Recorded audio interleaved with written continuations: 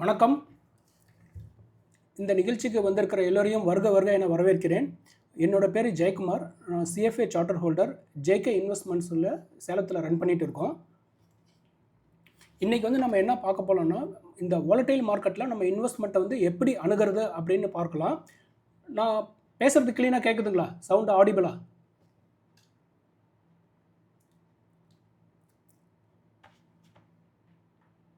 Hello sir, யாரோ ஒருத்தர் சொல்லுங்கள். சவுண்டு ஆடிபிளுங்களா? Okay okay okay okay very good very good.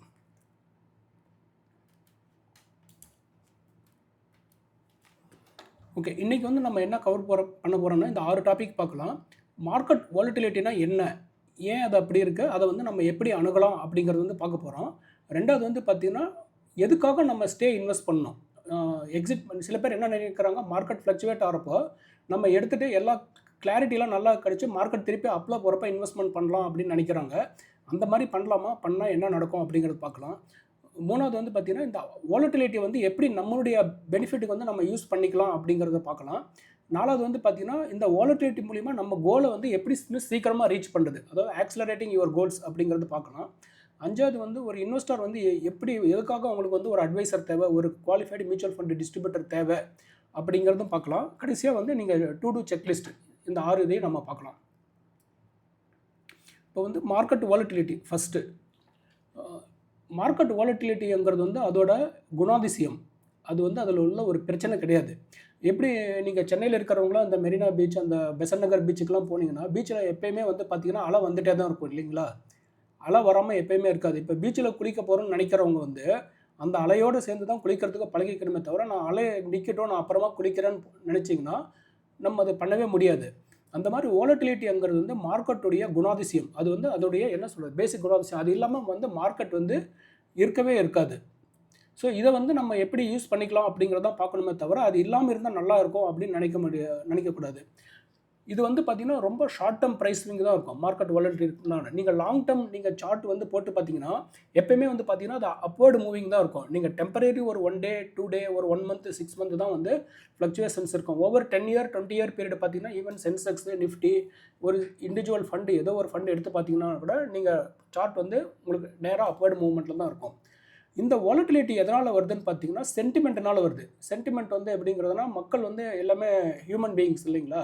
Psychology ட்ரிவன்ங்கிறனால திடீர்னு அவங்களுக்கு மூடு இல்லைன்னா டக்குன்னு என்ன பண்ணுறாங்க, உடனே இன்வெஸ்ட்மெண்ட்டை பற்றி அவங்களுடைய அபிப்பிராயம், அவங்களுடைய இது எல்லாமே மாறிடும். இது வந்து நார்மலாக நடக்கக்கூடியது தான். எல்லா டைம்லையுமே வந்து மார்க்கெட்டில் இந்த மாதிரி திடீர்னு நிறைய பேர் கும்பலாக வந்து இன்வெஸ்ட் பண்ணுவாங்க. திடீர்னு பார்த்தீங்கன்னா வந்து கொஞ்ச நாள் நெகட்டிவ் நியூஸ் இருந்துச்சுன்னா எல்லாருமே எக்ஸிட் ஆவாங்க. இந்த மாதிரி நடக்கிறது வந்து இன்றைக்கி நேற்று நடந்தது இல்லை. இது நூற்றுக்கணக்கான வருஷமாக நடந்துகிட்டு இருக்குது. இந்த சார்ட்டு தெரியுதுங்களா? இந்த சார்ட்டில் கீழே ரெட் கலரில் இருக்குது பார்த்தீங்களா? ரெட் கலரில் இருக்கிறது வந்து பார்த்தீங்கன்னா நம்ம அந்த இண்டெக்ஸ் இருக்குல்ல, நிஃப்டி இண்டெக்ஸுடைய ஆவரேஜ் டவுன் சைடு ஒவ்வொரு வருஷமும் எவ்வளோ ஆகுது அப்படிங்கிறது. மேலே இந்த பச்சை கலர் இருக்குது பார்த்தீங்களா? இந்த பச்சை கலர் வந்து அந்த இயர் எண்டில் அந்த இண்டெக்ஸ் எப்படி முடிஞ்சிருக்கு அப்படிங்கிறது. நீங்கள் பாருங்கள், இந்த இயர் 3ல் வந்து 6% மைனஸ் ஆகிருக்கு. அந்த இயரில் டாப்பில் இருந்து அந்த இயர் லோ வரலாம். ஆனால் இயருடைய பிகினிங்கில் வந்து நீங்கள் ஆரம்பத்தில் இன்வெஸ்ட் பண்ணி எண்டு வரலாம் பண்ணியிருந்தீங்கன்னா இன்றைக்கி 24% வந்து அப்சைடு. அதே மாதிரி இயர் 4ல் பாருங்கள், ஒரு நெகட்டிவ் மார்க்கெட்டில் 22% மார்க்கெட் டவுன் ஆகிருக்கு. ஆனால் நீங்கள் அதை அந்த 22% டவுனில் எடுக்காமல் நீங்கள் வெயிட் பண்ணியிருந்தீங்கன்னா நீங்கள் ஓவராலாக பார்த்தீங்கன்னா அந்த 2% மாத்திரம் தான் டவுன் ஆகிருக்கும். இதில் வந்து பார்த்தீங்கன்னா ஒரு 10 வருஷத்தில் பார்த்தீங்கன்னா 1 or 2 இயர் தவிர பெரும்பாலான இயர் பார்த்தீங்கன்னா எல்லாமே வந்து பார்த்தீங்கன்னா பாசிட்டிவில் தான் இருக்குது. இப்போ இதில் வந்து நம்ம என்ன பார்க்கணும்னா, இந்த டவுன் சைடை பார்க்குறதுக்கு பதிலாக இந்த அப் சைடு இருக்குது பார்த்தீங்களா, 12%, 9%, 24, -2, இது எல்லாமே நீங்கள் கூட்டி நீங்கள் டிவைட் பண்ணி பார்த்தீங்கன்னா ஆவரேஜ் வந்து வருஷத்துக்கு வந்து ஒரு 12% வந்துடுங்க. நமக்கு வந்து அதுதான் ரொம்ப முக்கியம். இன்றைக்கி வந்து ஒரு பேங்க் எஃப்டியில் வந்து நீங்கள் போட்டிங்கன்னா 6.25, 6.5, இல்லை சீனியர் சிட்டிசனாக இருந்தால் ஒரு 7, அதுக்கு மேலே வந்து உங்களுக்கு கிடைக்கவே கிடைக்காது. ஆனால் இந்த பர்சன்டேஜ் பார்த்தீங்கன்னா ஒரு 12% அப்படிங்கிறது வந்து பார்த்திங்கன்னா நமக்கு வந்து பேங்க் எஃப்டியை கிடைக்கிறது தான் டபுள் த ரிட்டர்ன். அந்த மாதிரி இருக்கிறப்போ இந்த வாலட்டிலிட்டியை வந்து நம்ம ஏன் வந்து பார்த்து பயப்படணும்? இப்போ இந்த வாலட்டிலிட்டியை பார்த்து பயப்படுறதுக்கு பதிலாக இந்த லாங் டேர்முடைய பொட்டன்ஷியல் வந்து பார்த்திங்கன்னா நமக்கு எஃப்டி மாதிரி நியர்லி டபுள் த ரிட்டர்ன் கிடைக்குது.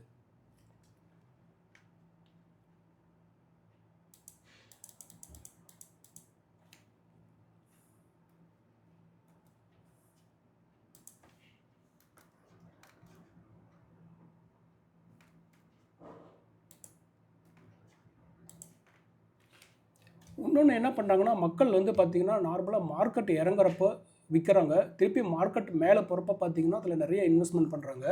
இது வந்து காலங்காலமாக நடந்துட்டு தான் இருக்குது. இது வந்து பார்த்திங்கன்னா ஒரு டிப்பிக்கலாக வந்து லாஸ்ட்டு இந்த மார்ச்சில் வந்து கொடுத்துருக்கோம். ஒவ்வொரு இது வந்து இண்டெக்ஸை வந்து ரீபேஸ் பண்ணியிருக்கோம் 100 அப்படின்ட்டு. மார்க்கெட் 100ல் இருக்கிறப்ப பார்த்திங்கன்னா 6 கோடி விற்றுருக்காங்க. 78ல் வரப்போ பார்த்திங்கன்னா அதை விட அதிகமாக விற்றுருக்காங்க. இது தெரியுதுங்களா? அதே மாதிரி மார்க்கெட் அதிலிருந்து இன்னும் குறையிறப்ப பார்த்திங்கன்னா 28 கோடி விற்றுருக்காங்க. பட் அதே மார்க்கெட் திருப்பி ரெக்கவரி ஆகிறப்ப பார்த்திங்கன்னா இன்வெஸ்ட்மெண்ட் வந்து ஜாஸ்தி வந்துகிட்டே இருக்குது. கொஞ்ச நாள் முன்னாடி பார்த்திங்கன்னா தெரியும், இந்த டிஃபென்ஸ் இண்டெக்ஸில் வந்து சில ஏஎம்சிஸ் வந்து ஃபண்டெல்லாம் லான்ச் பண்ணாங்க. ஒரு ஃபண்டில் வந்து பார்த்திங்கன்னா நிறைய இன்ஃப்ளோ வந்துட்டு அந்த ஃபண்டு நல்லா பர்ஃபார்ம் பண்ணவுடனே அடுத்த ஃபண்டுக்கு பார்த்திங்கன்னா அதை விட அதிகமான அமௌண்ட் வந்து கலெக்ட் ஆகுது. ஸோ எல்லாமே வந்து பார்த்திங்கன்னா இந்த ரீசெண்ட் இயர் நல்லா பர்ஃபார்ம் பண்ணுற பீரியடை பார்த்து வந்து இன்வெஸ்ட்மெண்ட் பண்ணுறாங்க. இந்த மாதிரி பண்ணுறதுல நமக்கு என்ன நஷ்டம்னு கேட்டிங்கன்னா, ஒரு பெஸ்ட் ரிட்டர்ன் வந்து நமக்கு எப்போயுமே எப்போ வரும்னா, எப்போயுமே ஒரு மோசமான ரிட்டர்ன் வந்ததுக்கப்புறம் தான் நமக்கு வந்து ஒரு பெஸ்ட் ரிட்டர்ன் வரும். அப்போ வந்து நம்ம அந்த லோ பீரியடில் வந்து நம்ம இன்வெஸ்ட்மெண்ட் பண்ணாமல் நம்ம எக்ஸிட் ஆகிட்டோம்னா அந்த பெஸ்ட்டை இதை வந்து நம்ம லூஸ் பண்ணிடுவோம். இப்போது நார்மலாக இன்வெஸ்ட்மெண்ட்டில் வந்து ஒரு பேசிக் என்னென்னா பை லோ செல் ஹை.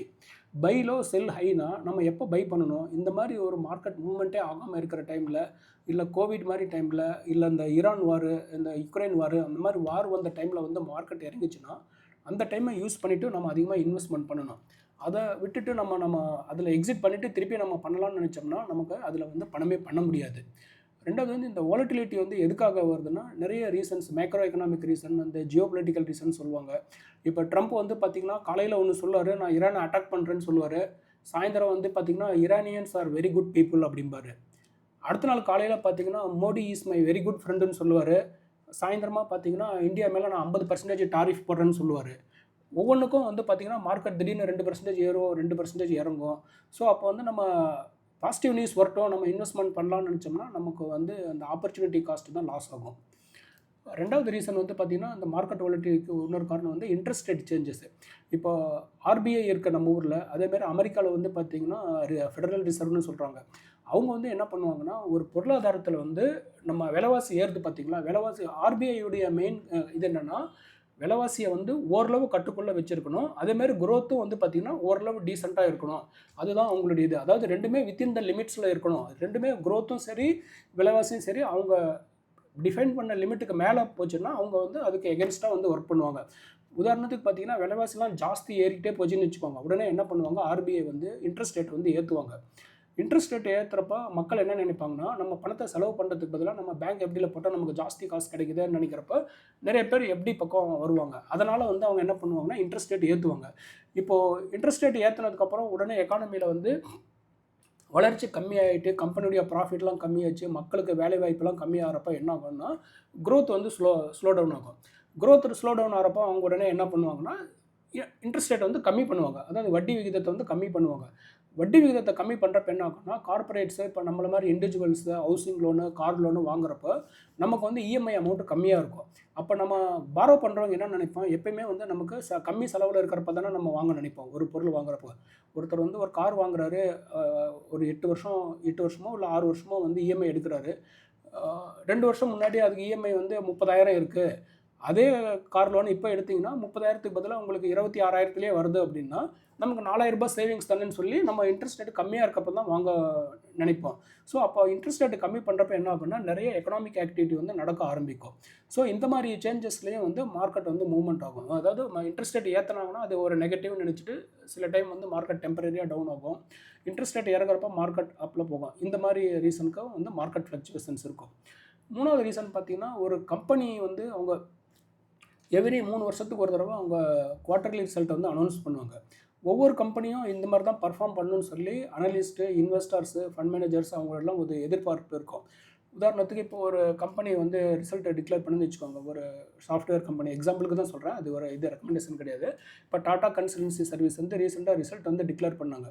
ஒரு உதாரணத்துக்கு அவங்களுடைய எதிர்பார்ப்பு, அதாவது இன்வெஸ்டருடைய எதிர்பார்ப்பு வந்து அவங்க 10% ரிட்டர்ன், அதாவது ப்ராஃபிட் க்ரோத் கொடுப்பாங்கன்னு எதிர்பார்த்துட்டு இருக்கிறாங்கன்னு வச்சுக்கோங்க.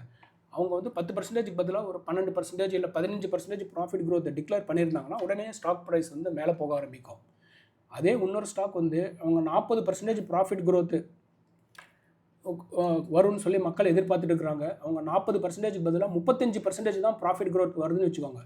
உடனே அந்த ஷேர் ப்ரைஸ் வந்து கீழே போக ஆரம்பிக்கும். ஒரு சாதாரண இன்வெஸ்டருக்கு வந்து புரியாது. என்னடா ஒரு கம்பெனி 15% ப்ராஃபிட் growth காமிக்கிறாங்க, அந்த ஸ்டாக் ப்ரைஸ் மேலே போகுது. இன்னொரு கம்பெனி 35% ப்ராஃபிட் growth காமிக்கிறாங்க, அது கீழே வருது. இதெல்லாம் சூதாட்டுறாங்க போல இருக்கு அப்படின்னு சொல்லி நினச்சிட்டு இருப்பாங்க. ஆக்சுவலாக அப்படி கிடையாது. இது எப்படின்னா இன்வெஸ்டருடைய எக்ஸ்பெக்டேஷனு. அதாவது ஒரு கம்பெனி வந்து 10% தான் வளருதுன்னு நினைக்கிறப்போ, ஆனால் அது 10%க்கு தாண்டி வளர்றப்ப என்ன ஆகும்னா, அதுக்கு ஏற்கனவே கொடுத்த வேல்யூ விட இன்னும் அதிகமான வேல்யூ கொடுப்பாங்க. அதே இன்னொரு கம்பெனி வந்து 40% வளரும்னு நினச்சிட்டு இருக்கிறப்போ, அது 40%க்கு வளர்றதுக்கு பதிலாக 35% வளர்றப்போ, ஏற்கனவே கொடுத்த மதிப்பை விட இன்னும் கொஞ்சம் கம்மியான மதிப்பு தான் கொடுப்பாங்க. சரிங்களா? ஸோ இது வந்து ரொம்ப முக்கியம். இது இன்வெஸ்டர் புரிஞ்சுக்கோங்க. சில டைம் இது புரியாத இன்வெஸ்டர்ஸ் என்ன பண்ணுறாங்க, ஸ்டாக் மார்க்கெட் இது எல்லாமே ஒரு சூதாட்டம், பாருங்கள் அது ஏறுது, இது இறங்குது, சம்மந்தமே இல்லாமல் இறங்குதுன்னு நினைப்பாங்க. இது வந்து ரொம்ப ரொம்ப அடிப்படை. இதில் வந்து யாருக்காச்சும் டவுட் இருக்குங்களா?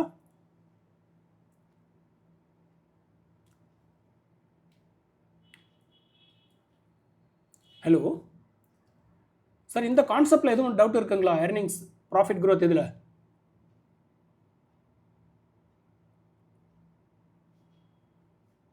ஓகே, யாரும் கேள்வி எழுப்பல, அதனால் எல்லாருக்கும் புரிஞ்சிருக்குன்னு நினைக்கிறேன்.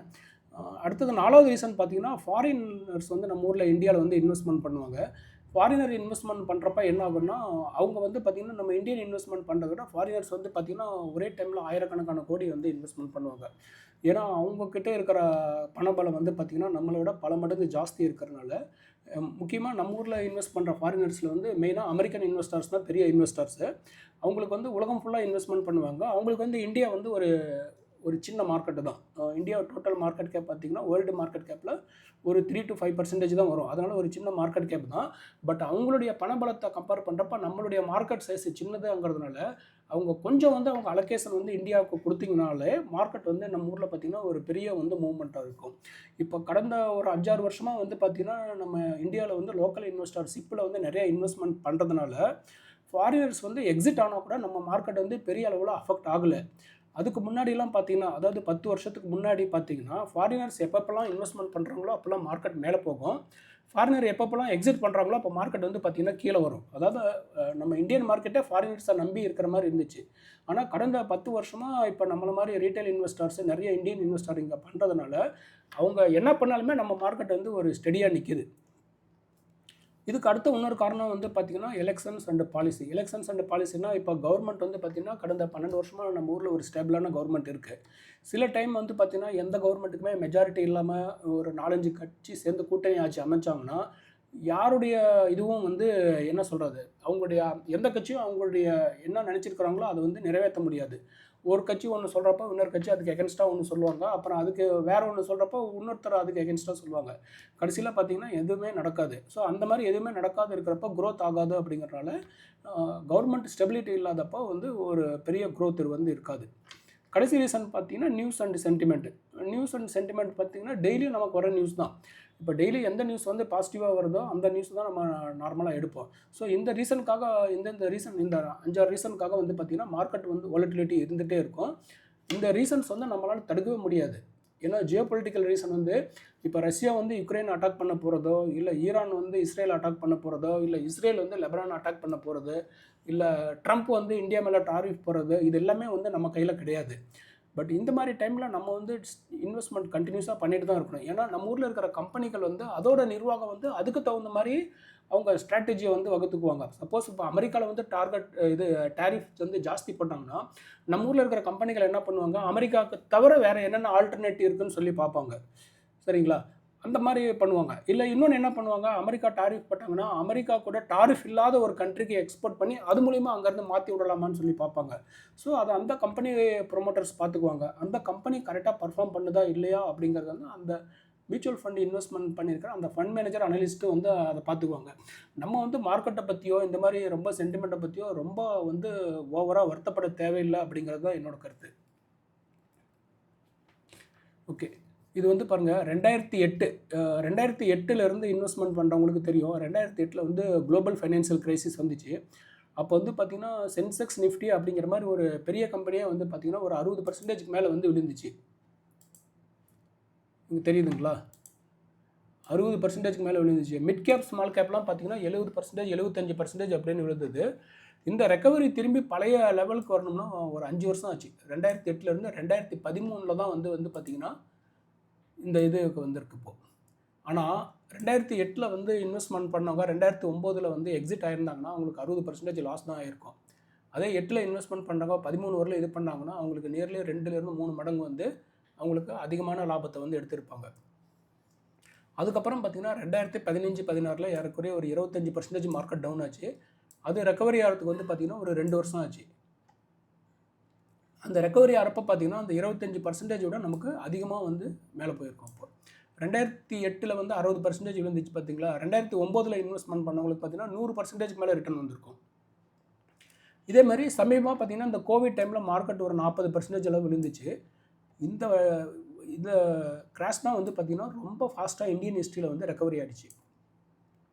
அதாவது என்றைக்கு வந்து லாக்டவுன் அனௌன்ஸ் பண்ணாங்களோ அன்றைக்கி தான் மார்க்கெட் பாட்டமு. லாக்டவுன் அனௌன்ஸ் பண்ண டேட்லேருந்து வந்து பார்த்திங்கன்னா மார்க்கெட் வந்து மேலே போயிட்டே தான் இருந்துச்சு. ஸோ இது கோவிட் டைமில் இன்வெஸ்ட்மெண்ட் பண்ணவங்களுக்கு வந்து நல்லா க்ளீனாக தெரியும். இதில் வந்து இன்னொரு முக்கியமான விஷயம் பார்த்திங்கன்னா ஒரு பெரிய கிராஷ் வருது இல்லைங்க. அந்த ஒரு பெரிய கிராஷில் இன்வெஸ்ட்மெண்ட் பண்ணுறவங்களுக்கு அடுத்த 5 இயர் ரிட்டர்ன் வந்து என்றைக்குமே நெகட்டிவ் ஆனதில்லை. இங்கே பாருங்கள் கொடுத்துருக்கேன். No 5 year period return following a major crash is remained negative.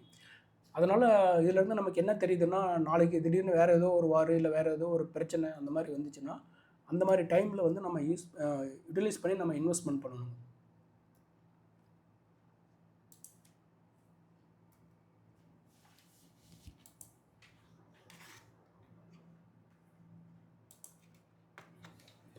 எதுக்காக நம்ம இன்வெஸ்ட் பண்ணணும், ஏன் எக்ஸிட் பண்ணிவிட்டு திருப்பி எல்லா நியூஸும் நல்ல நியூஸ் வரப்போ நம்ம திருப்பி இன்வெஸ்ட்மெண்ட் பண்ணலாம் அப்படின்னு சொல்லி நினைக்கிறாங்கல்ல, அந்த மாதிரி நம்ம ஏன் பண்ணக்கூடாது அப்படிங்கிறத வந்து இப்போ பார்க்கலாம். இதில் பாருங்கள் ஒருத்தர் எஸ்ஐபி ஆரம்பிக்கிறாரு. 10,000 ரூபாய் எஸ்ஐபி பாருங்கள் இதில் நான் கொடுத்துருக்கேன். 10,000 ரூபாய் எஸ்ஐபி மாதம் மாதம் பண்ணுறாரு. ஒரு 20 வருஷம் பீரியடில் பண்ணுறாரு. அவருக்கு எக்ஸ்பெக்டட் ரிட்டர்ன் 12% வருதுன்னு வச்சுக்கோங்க. ஒரு 20 இயர் பீரியடில் ஆரம்பித்த டேட்லேருந்து எப்போயுமே எக்ஸிட் பண்ணாமல் கண்டினியூஸாக பண்ணாருன்னா அவருக்கு வந்து நியர்லி 1 crore வந்திருக்கும். அதாவது 99.98 lakhs பக்கம் வரும். இதை நான் ரவுண்டு பண்ணி 1 crore கொடுத்துருக்கேன். இதில் வந்து அந்த 20 வருஷம் பீரியடில் முக்கியமான 10 நாள் இருக்குல்ல, சில டைம் மார்க்கெட் ஒரே நாளில் 4% மேலே போகும், 5% மேலே போகும் இருக்குல்ல, அந்த 20 வருஷ பீரியடில் இந்த 5 பெஸ்ட்டு ரிட்டர்னை வந்து நமக்கு எடுத்துட்டோம்னா இந்த 1 கோடி லாபம் வந்து நமக்கு குறைஞ்சிட்டு வெறும் 55 லட்சம் தாங்க வரும். இப்போ இது புரியுதுங்களா? ஏன்னா இல்லை எப்பப்பெல்லாம் அந்த பாசிட்டிவ் இந்த மாதிரி பெஸ்ட்டு ரிட்டர்ன் வருது பார்த்தீங்களா, அந்த பெஸ்ட்டு ரிட்டர்ன்லாம் நீங்கள் ஹிஸ்டாரிக்கலாக எடுத்து பார்த்தீங்கன்னா எப்போ ஒரு மோசமான ரிட்டர்ன்லாம் வந்திருக்கோ அதுக்கப்புறம் தான் அந்த பெஸ்ட் ரிட்டர்னே வர ஆரம்பிக்கும். இது 10 நாள் அந்த பெஸ்ட் ரிட்டர்னை மிஸ் பண்ணாலே நம்மளுடைய வளர்ச்சி வந்து 1 கோடியிலேருந்து வெறும் 55 லட்சம் வந்துச்சு. அதாவது 45 லட்ச ரூபாய் நமக்கு லாஸு. அந்த 10 நாளுக்கு பதிலாக 20 நாள் மிஸ் பண்ணோம்னா அந்த 55 லட்சத்துலேருந்து நமக்கு கிடைக்கக்கூடிய பணம் வந்து வெறும் 37 லட்சம் தாங்க கிடைக்கும். அதே 30 பெஸ்ட் டேவை மிஸ் பண்ணிட்டோம்னா நமக்கு வெறும் 26 லட்சம் தான் வந்து நமக்கு கிடைக்கும். ஸோ இதுக்காக தான் நம்ம என்ன சொல்கிறோம்னா நம்ம பெஸ்ட் டே ஒர்ஸ்ட் டேவை வந்து நம்ம ப்ரெடிக்ட் பண்ணாமல் ஒரு இதில் வந்து நம்ம இன்வெஸ்ட்மெண்ட்டை ஸ்டார்ட் பண்ணோம்னா 20 வருஷம் கோலுக்காக ஒரு வீடு வாங்குகிறோம், இல்லை ஒரு பொண்ணுடைய கல்யாணத்துக்காக இன்வெஸ்ட்மெண்ட் பண்ணுறோம், இல்லை பையனுடைய படிப்பு அப்படின்னோம்னா அந்த கோல் வந்து எத்தனை வருஷம் பீரியடோ அந்த பீரியட் வரலும் நம்ம இன்வெஸ்ட்மெண்ட் பண்ணணுங்க. எப்போ வந்து நம்ம எக்ஸிட் பண்ணணும்னா அந்த கோல் ரீச் ஆச்சுன்னா தான் நம்ம எக்ஸிட் பண்ணணுமே தவிர நாளைக்கு ட்ரம்ப் ஒன்று சொல்கிறாரு, இவர் வந்து ஈரானில் வந்து உங்கள் தீவிரவாதிகள் எதோ சொல்கிறாங்க அப்படிங்கிறதுக்காகலாம் நம்மளுடைய இன்வெஸ்ட்மெண்ட் பிளானை மாற்றிக்கிட்டே இருக்கக்கூடாதுங்க. இந்த சார்ட்டில் பாருங்கள் க்ளீனாக கொடுத்துருக்கேன். The best days often follow the worst days. நீங்கள் பழைய ஹிஸ்ட்ரி நீங்கள் எடுத்து பார்த்தீங்கன்னா எப்பப்பெல்லாம் வந்து பெஸ்ட் ரிட்டர்ன் வந்திருக்கோ அதுக்கு முன்னாடி வந்து பார்த்தீங்கன்னா 1 or 2 மந்தில் மார்க்கெட் வந்து ரொம்ப கீழே விழுந்திருக்கும், ரொம்ப ஒர்ஸ்ட் ரிட்டர்னாக வந்திருக்கும். இப்போது ஸோ இதில் வந்து ஈவன் ப்ரொஃபஷனல் ஃபண்ட் மேனேஜர்ஸ் இருக்கிறாங்களா, ஃபண்ட் மேனேஜர்ஸு அனலிஸ்ட்டு ஒரு 20 வருஷம் 30 வருஷம் ஆனவங்க கூட அதை வந்து கரெக்டாக ப்ரெடிக்ட் பண்ண முடியாதுன்னு சொல்கிறாங்க.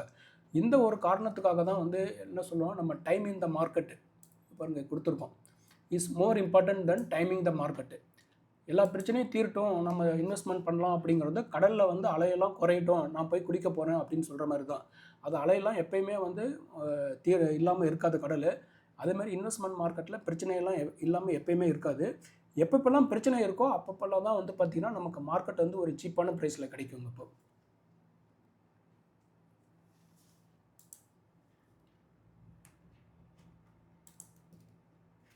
ஓகே, இப்போ வந்து அமெரிக்காவில் வந்து இந்த வேர்ல்டு கப் ஃபுட்பால் நடந்துகிட்டு இருக்குது. இதில் வந்து இப்போ ரீசெண்டாக ரொனால்டோ வந்து அவருடைய கடைசி மேட்சை விளையாடிட்டு ரொம்ப சோகமாக வெளியில் போனார். ரொனால்டோ வந்து இதுவரையிலும் இருக்கிற ஃபுட்பால் ஹிஸ்ட்ரியில் one of the best player அப்படின்னு சொல்கிறாங்க. டாப் 3 பிளேயர்ஸில் one of the best player அப்படிங்கிறாங்க.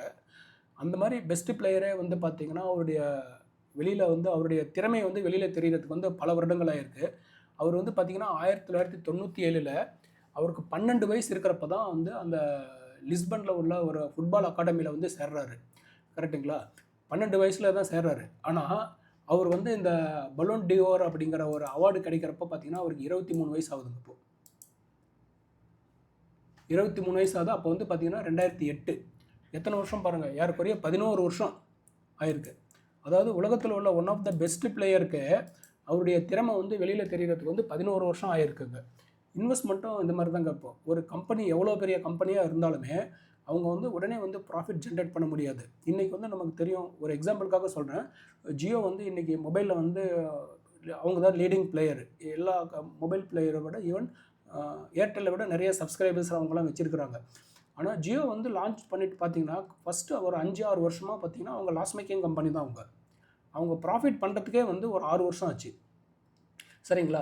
ஸோ இதுக்காக தான் வந்து பார்த்திங்கன்னா இன்வெஸ்ட்மெண்ட்டில் ஒரு ஆவரேஜ் ஒரு கம்பெனியுடைய லைஃப் சைக்கிள் அப்படிங்கிறது வந்து அந்த ப்ராஃபிட் சைக்கிள்ங்கிறது வந்து 5 to 7 இயர்ஸ் அப்படிம்பாங்க. அப்போ வந்து இன்வெஸ்டர்ஸ் வந்து நமக்கு அந்த ஃபுல் சைக்கிள் வந்து நமக்கு கிடைக்கணும் அப்படின்னா ஒரு மினிமம் வந்து 5 to 7 இயர்ஸ் ஆச்சு நம்ம இன்வெஸ்ட்மெண்ட் பண்ணோம்னா தான் அந்த ஃபுல் பொட்டன்ஷியலை வந்து நம்ம அதிலேருந்து நம்ம எடுக்க முடியும். இல்லை ஒரு 1 இயர் 2 இயர் ஷார்ட் டேர்மில் வந்து நம்ம இன்வெஸ்ட்மெண்ட் பண்ணோம், எனக்கு நல்ல ரிட்டர்ன் வேணும் அப்படின்னா முக்கியமாக இந்த ஈக்விட்டி ஓரியன்ட் இன்வெஸ்ட்மெண்ட்ஸில் வந்து நம்ம பண்ண முடியாதுங்க. அதுக்கு வந்து பார்த்திங்கன்னா அந்த மாதிரி ஷார்ட் டேர்ம் வேணும் அப்படின்னா அதுக்கு வந்து டெட் ஃபண்டு, ஹைப்ரிட் ஃபண்டு, அந்த மாதிரி கேட்டகரிஸ் எல்லாமே இருக்குங்க. அப்போது ஒரு நல்ல ரிட்டர்ன் வேணும் அப்படிங்கிறப்ப பார்த்திங்கன்னா ஒரு லாங் டேர்ம் சைக்கிள் வந்து ஒரு 5 to 7 இயர்ஸ்க்கு மேலே இருந்தால் தான் நமக்கு கிடைக்கும்.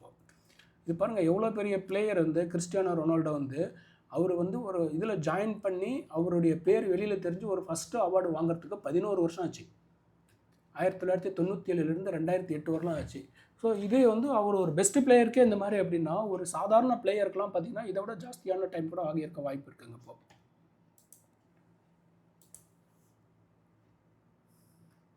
ஓகே, இப்போ நம்ம வாலட்டிலிட்டியை வந்து பார்த்துட்டோம். வாலட்டிலிட்டி கண்டிப்பாக இருக்கும் அப்படின்னு நம்ம பார்த்துருக்கோம். இந்த வாலட்டிலிட்டியை வந்து நம்ம எப்படி வந்து நம்ம யூஸ் பண்ணிக்கலாம் அப்படிங்கிறது வந்து இப்போ பார்க்கலாங்க. இப்போது டாலர் காஸ்ட் ஆவரேஜிங் சொல்லுவாங்க அமெரிக்காவில். நம்ம ஊரில் வந்து ருப்பி காஸ்ட் ஆவரேஜிங்னு சொல்கிறோம். இப்போ இதில் பாருங்கள், ஃபஸ்ட்டு வந்து நம்ம ஒரு மாதம் நம்ம ஸ்டார்ட் பண்ணுறப்போ ஒரு ஃபண்டுடைய என்ஏவி வந்து 100 இருக்குன்னு வச்சுக்கோங்க. அப்போ வந்து ஒரு 10,000 ரூபாய் பண்ணோம்னா 10,000 டிவைட் பை 100 போட்டோம்னா நமக்கு 100 யூனிட் கிடைக்கும். அடுத்த மாதம் வந்து மார்க்கெட் வந்து ஒரு 20% ஃபால் ஆகிடுச்சின்னு வச்சுக்கோங்களேன். ஃபார் எக்ஸாம்பிள் 100லேருந்து அதோட என்ஏவி வந்து 80 வந்துடும். அப்போ வந்து அந்த மாதம் எஸ்ஐபி வாங்குறவருக்கு அவர் எவ்வளோ கிடைக்குன்னா 10,000 டிவைட் பை இந்த 80 போட்டோம்னா 125 யூனிட் கிடைக்கும். இங்கே 100 யூனிட் கிடைக்கிறதுக்கு பதிலாக இங்கே வந்து பாருங்கள் 125 யூனிட் கிடைக்குது இல்லை. இந்த 25 யூனிட் வந்து அவருக்கு கெயின். அடுத்த மாதம் மறுபடியும் மார்க்கெட் ஃபால் ஆகுது, கீழே விழுது, 80லேருந்து என்ஏவி 65 வந்துருந்துச்சுன்னு வச்சுக்கோங்க. அதே 10,000 வாங்குறப்போ அவருக்கு அந்த 10,000 டிவைட் பை 65 போட்டோம்னா 153.8 யூனிட் கிடைக்கும். அதுக்கு அடுத்த மந்த்து மார்க்கெட் ரெக்கவரி ஆகி திருப்பி 65லேருந்து 85 போகிறப்போ அது 155க்கு பதிலாக 117 யூனிட் தான் கிடைக்கும். இந்த மொத்தமாக அவருக்கு அக்யூமுலேட் பண்ணுற யூனிட் வந்து பார்த்திங்கன்னா 496.4 யூனிட்டு. சரிங்களா?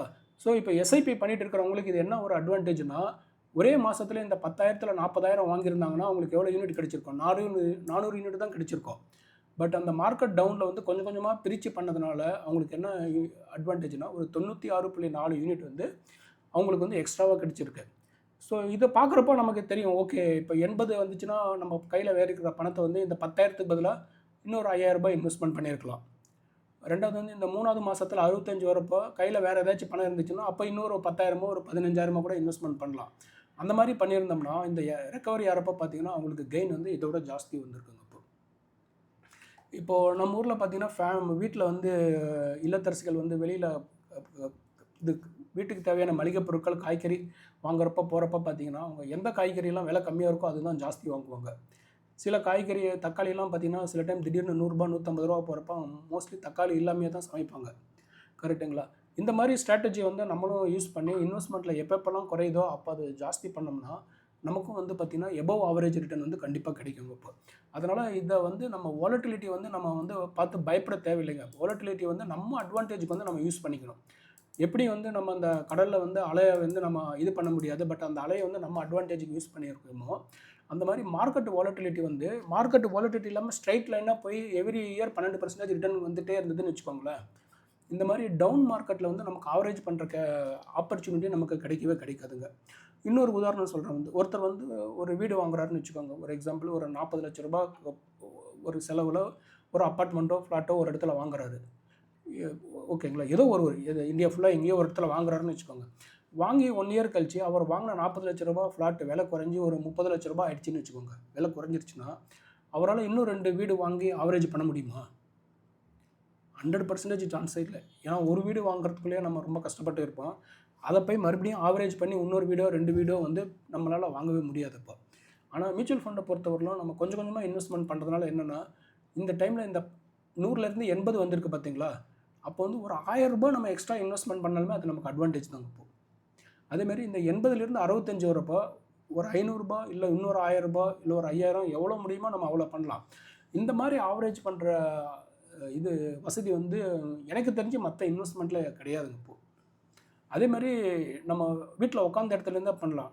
நம்ம யார் டிஸ்ட்ரிபியூட்டர் நீங்கள் பண்ணுறீங்களோ அவர்கிட்ட சொல்லிட்டிங்கன்னா ஆன்லைன்லேயே ரிசீவ் பண்ணிடுவாங்க.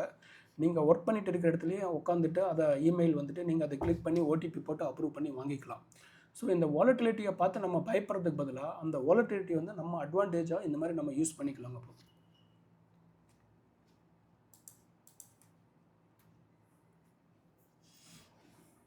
ஓகே, இந்த மார்க்கெட் வாலட்டிலிட்டி வந்து இன்னும் எப்படி பண்ணலாம் அப்படிங்கிறது வந்து வாலட்டிலிட்டி ஃபண்டுன்னு ஒன்று வச்சுக்கலாம். அதாவது நம்ம எமர்ஜென்சி ஃபண்டுன்னு ஜென்ரலாக ஃபைனான்சியல் பிளானிங்கில் சொல்லுவாங்க. உங்களுக்கு ஒரு மந்த்லி எக்ஸ்பென்ஸ் எவ்வளோ ஆகுதோ அந்த மாதிரி 6 மாதத்துக்கு தேவையான எக்ஸ்பென்ஸை வந்து நீங்கள் எமர்ஜென்சி ஃபண்டுன்னு வச்சுக்கோங்கன்னு சொல்லுவாங்க ஜென்ரலாக அந்த அட்வைசர்ஸ் எல்லாமே. நீங்கள் என்ன பண்ணலாம், வாலட்டிலிட்டி ஃபண்டுன்னு ஒரு ஃபண்டை ரெடி பண்ணி வச்சுக்கலாம். அதாவது மார்க்கெட் வந்து எப்பப்பெல்லாம் கீழே விழுதோ அந்த டைமில் இதில் எடுத்து பண்ணிக்கலாம். நீங்கள் எஃப்டியில் கூட பணம் வச்சுருக்கலாம், இல்லை வேறு ஏதாச்சும் ஒரு டெட் ஃபண்டில், சேஃபான ஃபண்டில், லோ டியூரேஷன் அந்த மாதிரி ஏதோ ஒரு ஃபண்டில் கூட வச்சுக்கிட்டு மார்க்கெட் கீழே விழுறப்ப நீங்கள் உங்கள் டிஸ்ட்ரிபியூட்டருக்கு சொல்லி எனக்கு அது ஈக்விட்டிக்கு மாற்றி விடுங்க, இன்றைக்கி குறைஞ்சிருக்கு இன்றைக்கி மாற்றி விடுங்க அப்படின்லாம். என்னோடய கிளைண்ட்ஸ் வந்து நிறைய கிளைண்ட்ஸ் அந்த மாதிரி பண்ணிகிட்டு இருக்கிறாங்க. இப்போ ரீசெண்டாக வந்து பார்த்திங்கன்னா இந்த மார்ச்லேருந்து நேற்று வரலுமே வந்து பார்த்திங்கன்னா இந்த ஈரான் வார்னால நிறைய மார்க்கெட் ஃப்ளக்சுவேஷன் நடந்தனால ஒவ்வொரு தடவையும் மார்க்கெட் 1% மேலே போகிறப்ப என்னுடைய கிளைண்ட் ஒருத்தர் வந்து பார்த்திங்கன்னா 25,000 இன்வெஸ்ட் பண்ணுவார். அவர் வந்து ஒரு 2-3 மாதத்துக்கு முன்னாடி பார்த்திங்கன்னா ஒரு நிலம் விற்று ஒரு 80 லட்ச ரூபாய் கையில் வச்சுருந்தார். ஆனால் 80 லட்ச ரூபாய் வந்து ஒரே டைமில் அவருக்கு இன்வெஸ்ட்மெண்ட் பண்ணுறதுக்கு பயமாக இருக்குது அப்படிங்கிறதுனால அவர் என்ன பண்ணுவார், அந்த மாதிரி எப்பப்பெல்லாம் உழுதோ சொல்ல நான் அப்பப்பெல்லாம் 25,000 50,000 வாங்குறேன் அப்படிம்பாரு. ஸோ உங்களால் 80 லட்சம் முடியலன்னா கூட பரவாயில்ல, கையில் ஒரு 10,000 20,000 இல்லை 50,000 எவ்வளோ முடியுமோ அவ்வளோ வச்சுட்டு இருந்தீங்கன்னா எப்பப்பெல்லாம் மார்க்கெட்டு கீழே விழுதோ அந்த மாதிரி டைமில் வந்து நீங்கள் அதை இது பண்ணிக்கலாம், இன்வெஸ்ட்மெண்ட் பண்ணிக்கலாம். இப்போ இன்னொரு விஷயம் பார்த்தீங்கன்னா, வருஷம் ஆக ஆக வந்து விலைவாசி ஏறிட்டே போகுது. இப்போ வெளியில் கம்பெனிகளில் ஒரு ஒர்க் பண்ணுறவங்களுக்கு பார்த்தீங்கன்னா அவங்க சம்பளமும் ஏறும். குறைஞ்சது 5லேருந்து 10 15 அந்த மாதிரி அவங்க ஒவ்வொரு கம்பெனிக்கோ தகுந்த மாதிரி வந்து அவங்களுக்கு சம்பளம் ஏறிட்டே போகும். சம்பளம் ஏறிட்டே போகிறப்போ நம்ம என்ன பண்ணணும்னா சிப்பை வந்து டாப்அப் பண்ணணும். நிறைய பேர் என்ன பண்ணுறோம், சம்பளம் ஏறிச்சுன்னா உடனே வந்து செலவு தான் வந்து டாப்அப் பண்ணுறமே தவிர இன்வெஸ்ட்மெண்ட் வந்து டாப்அப் பண்ண மறந்துடுறாங்க. அப்போ எப்படி வந்து ஒருத்தர் வந்து 40,000 சேலரியிலேருந்து 50,000 போச்சுன்னா அவர் ஏற்கனவே ஒரு 10,000 சிப்பு பண்ணியிருந்தாருன்னா அட்லீஸ்ட் ஒரு 1000மோ 2000மோ அந்த சிப்பை வந்து டாப்அப் பண்ணலாம். சரிங்களா? இந்த சிப்பு டாப்அப் பண்ணுறதுக்கு இந்த மாதிரி சைட்வேஸ் மார்க்கெட்டு, இந்த பேர் மார்க்கெட்டு, இந்த மாதிரி மார்க்கெட் வந்து நமக்கு இன்னும் ரொம்ப நல்லது. ஏன்னா அந்த டைமில் வந்து பார்த்திங்கன்னா இப்போ நம்ம ஏற்கனவே பார்த்த மாதிரி அந்த ருப்பி காஸ்ட் ஆவரேஜிங்கில் ₹100 என்ஏவி கிடைச்சதை விட நமக்கு ₹80 என்ஏவி இருக்கிறப்ப நம்பர் ஆஃப் யூனிட் ஜாஸ்தி கிடைக்கிது பார்த்தீங்களா? ஸோ இப்போ அந்த மாதிரி டைமில் நம்ம சிப்பை டாப்அப் பண்ணோம்னா நமக்கு யூனிட்ஸ் வந்து இன்னும் வந்து ஜாஸ்தி கிடைக்கும். இதில் இன்னொரு ஸ்ட்ராட்டஜி பண்ணி பாருங்கள், இங்கே எஸ்டிபி ஃப்ரம் டெட் டு ஈக்விட்டின்னு இருக்குல்ல. இப்போ ஒரு அசட்டு விற்று ஒருத்தர் பெரிய ஃபண்டு இருக்குது, ஒரு வீடோ நிலமோ விற்று அந்த மாதிரி ஃபண்டு இருக்குன்னா ஒரு டெட் ஃபண்டில் வந்து பார்த்திங்கன்னா நீங்கள் அதை பார்க் பண்ணிடலாம். ஒரு லிக்விட் ஃபண்டோ இல்லை லோ டியூரேஷன் அந்த மாதிரி சில ஃபண்ட்ஸ்லாம் இருக்குது. நீங்கள் உங்கள் அட்வைசரோ இல்லை டிஸ்ட்ரிபியூட்டர் கேட்டிங்கன்னா அவங்க சொல்லுவாங்க.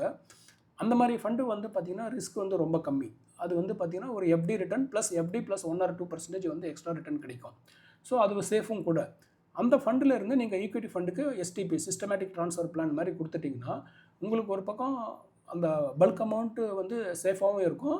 அந்த சேஃபாக பட் ஓரளவு மீடியம் ரிட்டர்னில் இருக்கிறது வந்து நமக்கு ஒரு ஈக்விட்டி ஹை ரிட்டர்னில் கொஞ்சம் கொஞ்சமாக வந்து நமக்கு ட்ரான்ஸ்ஃபர் ஆகிட்டு இருக்கும். இப்போ 4வது என்ன பண்ணலான்னா ரீபேலன்ஸ் பண்ணணும்.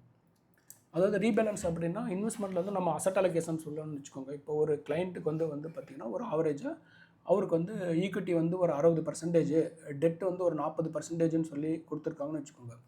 மார்க்கெட் வந்து திடீர்னு ஒரு 40% விழுந்துச்சுன்னா, அப்போ என்ன ஆகும்னா ஈக்விட்டி வந்து பார்த்திங்கன்னா அந்த வெயிட் வந்து 60%லேருந்து கம்மியாயிடும். அப்போ டெட் வந்து பார்த்திங்கன்னா 40லேருந்து 45, 50 அந்த மாதிரி ஆகிடும். அப்போ அவங்க என்ன பண்ணணும்னா, எது வந்து வெயிட் ஜாஸ்தி மேலே போயிருக்கோ அதை வந்து விற்றுட்டு எது கம்மியாக இருக்கோ அதை வாங்கணும். புரியுதுங்களா? ஸோ அப்போ டெட் வந்து பார்த்திங்கன்னா 45%, 50% அவங்களுடைய போர்ட்ஃபோலியோவில் இருக்கிறப்போ, மீதி உள்ள 15%க்குள்ள டெட் ஃபண்டை வந்து விற்றுட்டு அவங்க ஈக்விட்டி ஃபண்டுக்கு வந்து ட்ரான்ஸ்ஃபர் பண்ணணும். இந்த மாதிரி வாலடைல் மார்க்கெட்டில் பண்ணுறப்ப நமக்கு என்ன ஒரு அட்வான்டேஜ்னால், நம்ம அதிகமான விலைக்கு விற்றுட்டு கம்மியான விலைக்கு நம்ம வாங்குற மாதிரி இதாகும் இப்போ.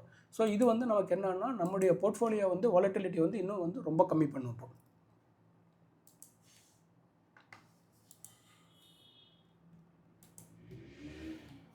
இதுவும் வேர்ல்டு கப்லேயே தான் கொடுத்துருக்கோம். இதில் வந்து பார்த்திங்கன்னா அர்ஜென்டினா வெர்சஸ் எஜிப்து. 2022 மேட்ச்சில் எஜிப்து வந்து ஒரு ரொம்ப பெரிய டீம்னு சொல்ல முடியாது.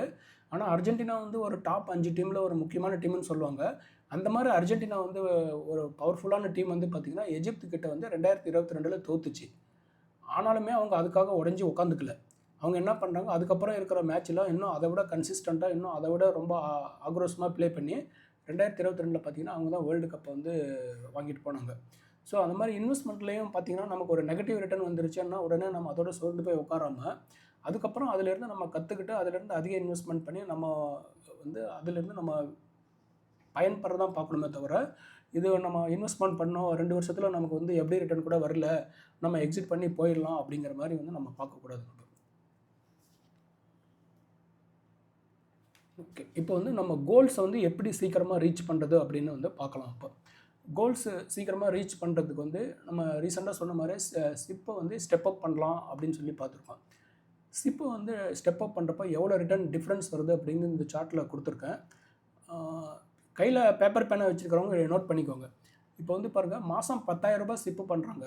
அவங்க வந்து 12% ரிட்டர்ன் எதிர்பார்க்குறாங்க. ஒரு 15 வருஷம் அப்படிங்கிற மாதிரி பண்ணிட்டு இருந்தாங்கன்னா, இதே 10,000 ரூபாய் ஸ்லிப்பு 15 வருஷத்துக்கு கண்டினியூ பண்ணாங்கன்னா அவங்களுக்கு வந்து 66,81,000 தாங்க கிடச்சிருக்கும்.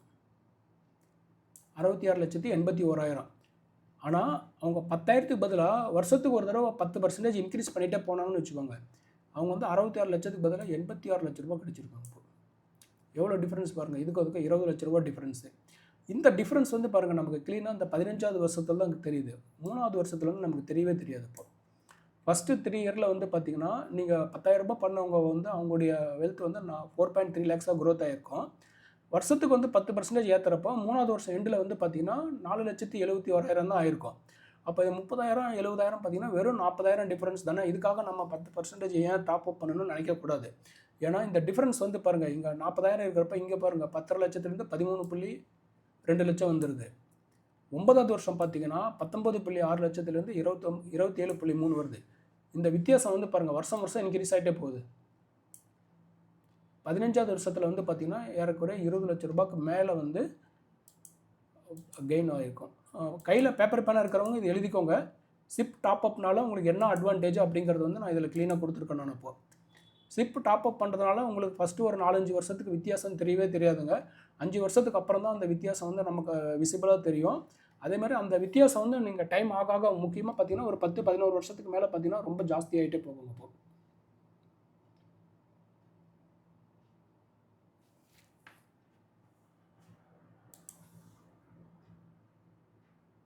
இந்த சார்ட் நோட் பண்ணிக்கோங்க.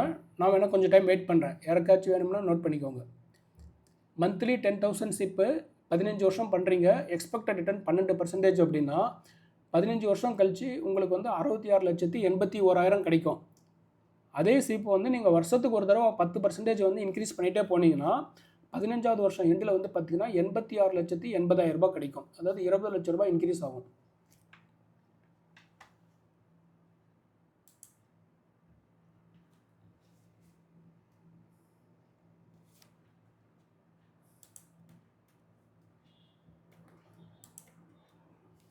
ஓகே, இன்னொன்று வந்து என்னன்னா, இப்போது சில டைமில் இன்வெஸ்டர்ஸ் வந்து என்ன நினைக்கிறாங்கன்னா, எனக்கு வயசாகிடுச்சு, 65 வயசாச்சு, 70 வயசாச்சு, நான் இப்போ போய் எப்படி இன்வெஸ்ட்மெண்ட் பண்ணி அத்தனை வருஷம் நான் இதுக்கு வெயிட் பண்ணணும் அப்படிங்கிறாங்க. சில இன்வெஸ்டர்ஸ்லாம் வரப்போ பார்க்குறப்போ அந்த மாதிரி என்ன இருக்குது.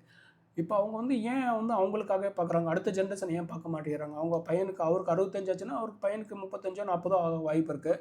இல்லை பேரனுக்கு பார்த்தீங்கன்னா 5 வருஷம் 6 வருஷம் தான் இருக்கும்.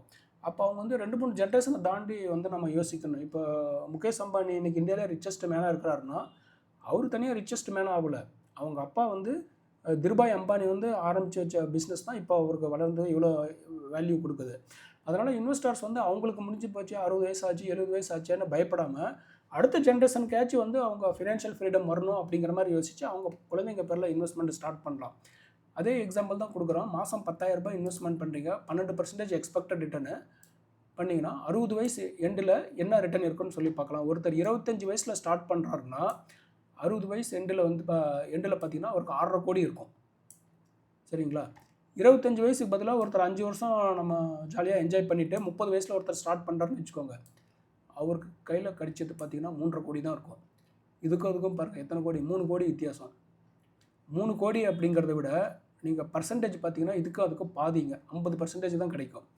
25 வயசில் ஆரம்பிக்கிறதுக்கு என்ன கிடைக்குதோ அதில் பாதி தான் வந்து, பாதியோட கொஞ்சம் ஜாஸ்தின்னு வச்சுக்கோங்க, பாதினா 3.25 வரும், இது 3.5 கிடைக்குது. நியர்லி பாதியோட 55%ன்னு வச்சுக்கோங்களேன். 5 வருஷத்தில் நமக்கு இவ்வளோ வித்தியாசம் வருது. அப்போ அதனால் நீங்கள் பார்த்துட்டு இருக்கவங்க யாராச்சும் எனக்கு வயசாகிடுச்சு அப்படிங்கிற மாதிரி இருந்ததுன்னா கவலையே படாதீங்க. உங்கள் பையன் பேர்லையோ பேரன் பேத்தி பேர்லையோ இன்வெஸ்ட்மெண்ட் பண்ணுங்கள். அது வந்து அவங்களுக்கு யூஸ் ஆகும்.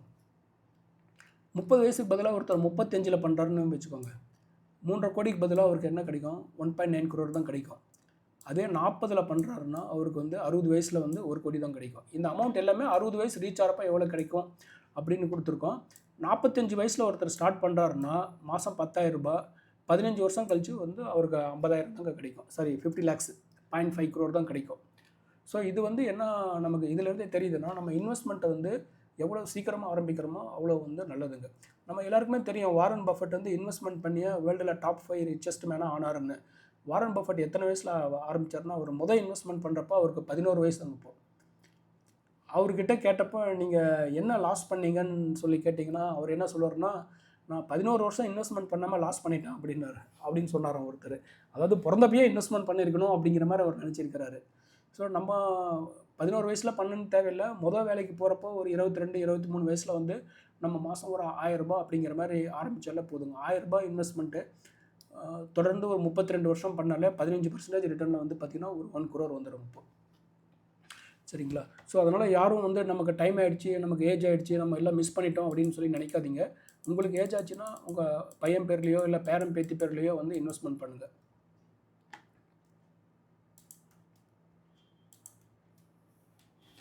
ஓகே, எல்லாம் பார்த்துட்டோம். இப்போ இதில் வந்து ஒரு டிஸ்ட்ரிபியூட்டரோ ஒரு அட்வைஸரோ உங்களுக்கு ஏன் ரொம்ப முக்கியம் அப்படிங்கிறத வந்து நம்ம பார்க்கலாம். இதில் வந்து ஃபஸ்ட்டு ரொம்ப முக்கியமானது பார்த்திங்கன்னா பிஹேவியரல் கோச்சிங் தாங்க. பிஹேவியரல் கோச்சிங்னா என்னென்னா, பெரும்பாலான இன்வெஸ்டர்ஸ் என்ன பண்ணுவாங்கன்னா, நம்ம ஏற்கனவே பார்த்தோம், எப்போ மார்க்கெட் இறங்குதோ அப்போ போய் விற்பாங்க, எப்போ மார்க்கெட் ஏறுதோ வந்து அப்போ வந்து இன்வெஸ்ட்மெண்ட் பண்ணுவாங்க. இந்த மாதிரி பண்ணாமல் தடுக்கிறதுக்கு வந்து நமக்கு வந்து ஒரு கோச் தேவை. இப்போ ரீசெண்டாக நான் உங்களுக்கு சொல்லியிருந்தேன்ல ரொனால்டோ அப்படின்ட்டு, one of the best player வேர்ல்டுலேயே. அந்த ரொனால்டோ வந்து எத்தனை வருஷமாக இருக்கிறார், 12 வயசுலேருந்து அவர் ஃபுட்பால் ஆடிட்டு இருக்கிறாரு. இப்போ வந்து அவருக்கு 41 வயசு ஆகுது. கடைசி மேட்ச்சில் கடைசி நாள் விளையாடுறவர்களும் அவருக்கு கூட வந்து ஒரு கோச் இருந்தார். அவர் கோச் சொல்கிறபடி தான் அவர் கேட்பார் இப்போ. ஸோ அந்த மாதிரி இன்வெஸ்டர்ஸ் என்ன நினைக்கிறாங்க, இது சும்மா ஏதோ ஒரு ஸ்கீமு ஏதோ ஒன்று பண்ணுறது நம்மளே பண்ணிக்கலாம் அப்படிங்கிற மாதிரி நினைக்கிறாங்க. அந்த மாதிரி பண்ணாமல் ஒரு கோச் உங்களுக்கு ஒரு டிஸ்ட்ரிபியூட்டர் மூலிமா பண்ணிங்கன்னா அவங்க வந்து உங்களுக்கு ப்ராப்பராக கைட் பண்ணுவாங்க. ப்ராப்பராக கைட் பண்ணால் தான் உங்களுக்கு வந்து நீங்களாக பண்ணுறத விட உங்களுக்கு ஒரு பெட்டர் அவுட்கம் வந்து உங்களுக்கு இருக்கும். இப்போ ரெண்டாவது வந்து பர்சனலைஸ்டு ஃபண்ட் செலெக்ஷன். இப்போ உங்கள் டிஸ்ட்ரிபியூட்டருக்கு வந்து தெரியும் நீங்கள் எந்த மாதிரி ஃப்ளக்சுவேஷன்ஸ் வந்து உங்களால் ஹேண்டில் பண்ண முடியும், எந்த மாதிரி கேட்டகரி கொடுக்கலாம், ஃப்ளெக்ஸி கேப் கொடுக்கலாமா, மிட் கேப் கொடுக்கலாமா, ஸ்மால் கேப் கொடுக்கலாமா, ஹைப்ரிட் கொடுக்கலாமா அப்படின்ட்டு உங்களுடைய இன்வெஸ்ட்மெண்ட் எக்ஸ்பீரியன்ஸு உங்களுடைய நேச்சர் ஆஃப் இதுக்கு பர்சனல் நேச்சருக்கு தகுந்த மாதிரி அவர் உங்களுக்கு ஸ்கீம் இது பண்ணி கொடுப்பாரு. அது மாத்திரம் இல்லாமல் அவர் மெயின் என்ன பண்ணுவார்னா, அந்த கொடுக்குற ஸ்கீம் வந்து எப்போ எங்களை மாதிரி டிஸ்ட்ரிபியூட்டர் வந்து கண்டினியூஸாக ட்ராக் பண்ணிவிட்டு அந்த ஸ்கீம் சரியாக பர்ஃபார்ம் பண்ணலன்னா அவங்களுக்கு ஃபோன் பண்ணி, சார் நீங்கள் இதிலேருந்து இந்த மாற்றிக்கோங்கன்னு சொல்லி நம்ம சொல்லிடுவோம். ஒரு இன்வெஸ்டர் வந்து அவரே பண்ணுறப்போ அந்த வேலையை அவங்களுக்கு பண்ணுறதுக்கு யாருமே இருக்க மாட்டாங்க. ரெண்டாவது அதே ஸ்கீம் வந்து பார்த்திங்கன்னா வாங்க சொல்லி ஒரு நியூஸ் பேப்பரில் கொடுத்துருப்பாங்க, விற்க சொல்லி இன்னொரு நியூஸ் பேப்பரில் கொடுத்துருப்பாங்க. அப்போ வந்து இன்வெஸ்டருக்கு வந்து பார்த்திங்கன்னா ஒரு பெரிய குழப்பம் இருக்கும், நம்ம இந்த ஃபண்டை வைக்கலாமா கொடுக்கலாமா அப்படின்ட்டுப்போ. ஸோ இதனால தான் வந்து நமக்கு ஒரு டிஸ்ட்ரிபியூட்டர், ஒரு அட்வைசர், ஒரு கோச் வந்து நமக்கு ரொம்ப ரொம்ப முக்கியம். இதை விட ரொம்ப முக்கியம் பாருங்கள், availability when it matters the most அப்படிங்கிறப்போ இப்போ திடீர்னு இப்போ இந்த ஈரான் வார் வருது, ட்ரம்ப் இந்த மாதிரி இது பண்ணிட்டாருன்னா அடுத்து என்ன ஆகுமோ அப்படிங்கிறப்ப நீங்கள் நியூஸ் எடுத்து பார்த்தீங்கன்னா எப்போயுமே பாசிட்டிவ் நியூஸோட நெகட்டிவ் நியூஸ் தான் நிறைய இருக்கும். ஏன்னா பாசிட்டிவ் நியூஸோட நெகட்டிவ் நியூஸ் தான் பார்த்தீங்கன்னா ரொம்ப வேகமாக வந்து பரவும். அப்போ வந்து அது எது வந்து உண்மை அது மாத்திரம் இல்லாமல் பார்த்தீங்கன்னா இப்போ வர்ற நியூஸில் பாதிக்கு மேலே நியூஸ் வந்து ஃபேக் நியூஸாக இருக்குது. இப்போ எது உண்மை எது பொய் என்னன்னு நமக்கு தெரிய மாட்டேங்குது. அப்போ வந்து இன்வெஸ்டருக்கு வந்து ஒரு சரியான கைடு கொடுக்கறதுக்கு வந்து உங்களுக்கு வேணுங்கிறப்ப நீங்கள் என்ன பண்ணலாம், ஒரு டிஸ்ட்ரிபியூட்டரில் லாபமோ இல்லை எனக்கோ யாரோ ஃபோன் பண்ணி இந்த மாதிரி நியூஸ் இருக்குது, எனக்கு இந்த மாதிரி சந்தேகம் இருக்குது என்னன்னு கேட்டிங்கன்னா நாங்கள் வந்து அதை உங்களுக்கு வந்து கிளாரிஃபை பண்ணுவோம். இப்போ அதுக்கப்புறம் பண்ணுற என்ன வேல்யூ அடிஷன்னா போர்ட்ஃபோலியோ ரிவ்யூ அண்ட் ரீபேலன்சிங்கு. ஒரு டிஸ்ட்ரிபியூட்டர் மூலிமா பண்ணுறப்போ உங்களுக்கு என்ன ஒரு அட்வான்டேஜ்னால், நம்ம அந்த ஸ்கீமை எப்படி மானிட்டர் பண்ணுறோமோ அது மாதிரி உங்களுடைய ஓவரால் போர்ட்ஃபோலியோவை மானிட்டர் பண்ணி உங்களுடைய கோல் வந்து நீங்கள் ஒரு வீடு வாங்குறதுக்காக பண்ணுறீங்க அப்படின்னா அந்த கோல் ரீச் ஆகுமா இல்லையா அப்படின்னு சொல்லி பார்த்துட்டு அந்த போர்ட்ஃபோலியோ வந்து ரீபேலன்ஸ் பண்ணலாம். ஏதாச்சும் ஒரு ஃபண்டு நல்லா பர்ஃபார்ம் பண்ணியிருக்கு, இதுக்கப்புறம் அது பர்ஃபார்ம் பண்ண வாய்ப்பு இல்லை அப்படிங்கிற மாதிரி இருந்துச்சுன்னா ஓகே நீங்கள் அதிலேருந்து இதில் மாற்றிக்கோங்க, இல்லை இதிலேயே இருக்கட்டும் அடிஷ்னல் இன்வெஸ்ட்மெண்ட் பண்ணுங்கள் அப்படிங்கிறதுக்கும் ஒரு டிஸ்ட்ரிபியூட்டர் வந்து நாங்கள் ஹெல்ப் பண்ணுவோம். இந்த அட்வான்டேஜ் வந்து நீங்கள் தனியாக நீங்களாக பண்ணிங்கன்னா அது கிடைக்காது. ரெண்டாவது சில பேர் பார்த்தீங்கன்னா ஒரே டைமில் ஒரு 4-5 ஃபண்டில் இன்வெஸ்ட்மெண்ட் பண்ணியிருப்பாங்க. எமர்ஜென்சிக்கு ஏதாச்சும் ஒரு மெடிக்கல் எக்ஸ்பென்ஸ்க்கு பணம் வித்ட்ரா பண்ணணும்னா கூட இப்போ எங்களை மாதிரி ஒரு எக்ஸ்பீரியன்ஸ்டு ஆளுங்கிட்ட கேட்டிங்கன்னா எந்த ஃபண்டில் இருந்து எடுக்கலாம்னு சொல்லி நாங்கள் க்ளீனாக சொல்லிடுவோம். ஏன்னா இப்போ ஒரு 4 ஃபண்டில் நீங்கள் இன்வெஸ்ட்மெண்ட் பண்ணியிருந்தீங்கன்னா அடுத்த ஷார்ட் டு மீடியம் டர்மில் எந்த ஃபண்டு நல்லா பர்ஃபார்ம் பண்ண வாய்ப்பு இருக்கோ அதில் வந்து நம்ம வித்ட்ரா பண்ணாமல் இருக்கிறது நல்லது. ஒரு இண்டிவிஜுவலாக நீங்களே பண்ணுறப்ப என்ன ஆகும்னா அந்த மாதிரி இல்லாமல் எது பர்ஃபார்ம் பண்ணுற ஃபண்டில் எடுத்திங்கன்னா அதுவும் வந்து உங்களுக்கு லாஸு.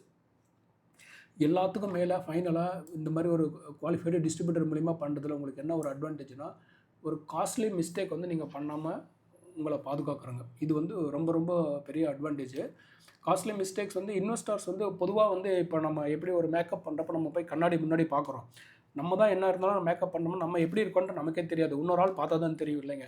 அந்த மாதிரி ஒரு மிஸ்டேக்ஸும் நம்ம பண்ணுற மிஸ்டேக்ஸ் வந்து நமக்கு தெரியாது, நம்ம கூட இருக்கிறவங்களுக்கு தான் தெரியும். நீங்கள் வீட்டில் ஒய்ஃபோ ஹஸ்பண்டோ அவங்கக்கிட்ட கேட்டிங்கன்னா நம்ம என்ன பண்ணுறோன்னு மிஸ்டேக்குன்னு தெரியும்.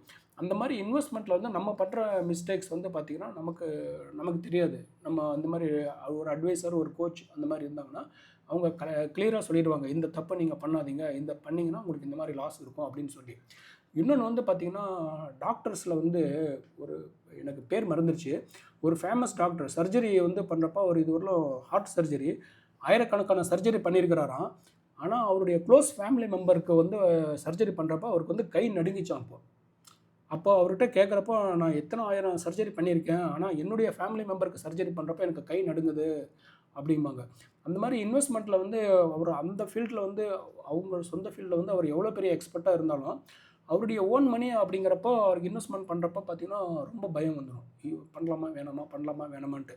ஏன்னா ஒவ்வொரு ரூபாய் இன்றைக்கி சம்பாதிக்கிறதோ ரொம்ப கஷ்டப்பட்டு சம்பாதிக்கிறதுனால அதில் ஒரு மிஸ்டேக் ஆச்சுன்னா என்ன பண்ணலாம் அப்படிங்கிற பயம் இருக்கும். இது எல்லாமே வந்து நீங்கள் ஒரு குவாலிஃபைடு டிஸ்ட்ரிபியூட்டர் மூலிமா நீங்கள் போகிறப்போ இது எல்லாமே உங்களுக்கு வந்து ஒரு பெரிய அட்வான்டேஜுங்க. இந்த அட்வான்டேஜ் வந்து நீங்களாக பண்ணிங்கன்னா இது உங்களுக்கு கிடைக்காது.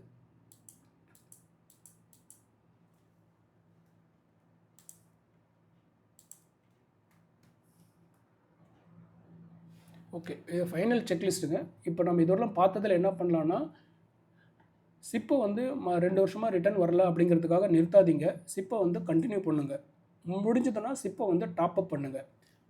அசட் அலோகேஷன் வந்து ரிவ்யூ பண்ணணும். வருஷத்துக்கு ஒரு தடவை வந்து உங்கள் அசட் அலோகேஷனில் எவ்வளோ ஈக்விட்டி இருக்குது, எவ்வளோ டெட் இருக்குது, எவ்வளோ கோல்டு இருக்குங்கிறது ஒரு ஃபைனான்ஷியல் பிளானிங் பண்ணுறப்போ ஒரு பர்சன்டேஜ் கொடுத்துருப்பாங்க.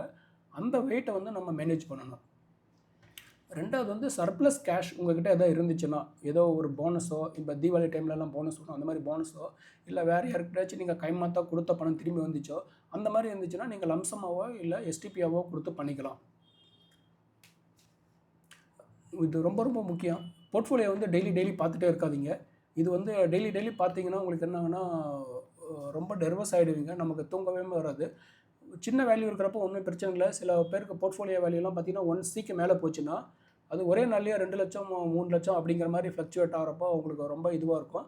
அதனால் போர்ட்ஃபோலியோ வந்து பார்த்திங்கன்னா 3 மாதத்துக்கு ஒரு தடவை பாருங்கள், இல்லைனா 6 மாதத்துக்கு ஒரு தடவை பாருங்கள். டெய்லி பார்க்காதீங்க. இப்போது உங்கள் கோல் ரீச் ஆச்சான்னு மாத்திரம் பாருங்கள். உங்கள் கோல் வந்து ரீச் ஆகிறதுக்கு இன்னும் எவ்வளோ நாள் இருக்குது. இப்போ ஒரு கோடி ரீச் வேணும், நான் ஒரு வீடு வாங்க போகிறேன் அப்படின்னா இன்றைக்கி 60 லட்ச ரூபா உங்களோட போர்ட்ஃபோலியோ வேல்யூ இருக்குன்னா இன்னும் 40 லட்ச ரூபா வர வேண்டியது இருக்கா அப்படின்னு மாத்திரம் பாருங்கள். அதுவும் ஒன்ஸ் இன் 3 to 6 மந்த் பாருங்கள், டெய்லி பேசிஸில் பார்க்காதீங்க.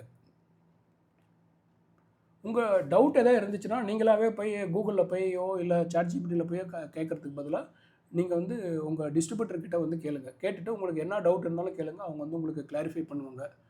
ரெண்டாவது வந்து என்னன்னா, மார்க்கெட் கரெக்ஷன்ஸ் வந்து ரொம்ப ரொம்ப காமன். இது பர்மனெண்ட் கிடையாது. இந்த கரெக்ஷன் டைமில் எக்ஸிட் ஆனீங்கன்னா இதிலிருந்து அப்சைடை வந்து நீங்கள் லூஸ் பண்ணிடுவீங்க. அதே பாயிண்ட் தாங்க மறுபடியும் கொடுத்துருக்கேன். இதோட என்னோட ப்ரெசன்டேஷன் முடிஞ்சது. ஏதாச்சும் டவுட் இருந்தால் கேளுங்க.